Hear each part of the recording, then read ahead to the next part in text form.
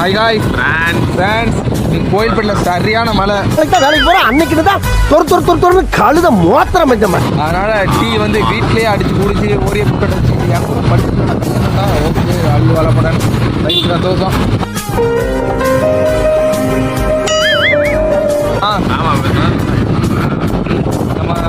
நம்மளோட ஃப்ரெண்டு ஒருத்திக்கு கல்யாணம் இனிமேல் கூட பண்ணலை.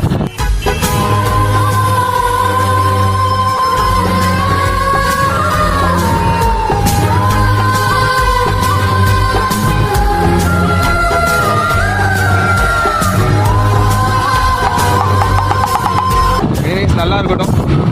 போய் செஞ்சுட்டு போட்டோ போஸ்ட் கொடுப்பேன் சரியா?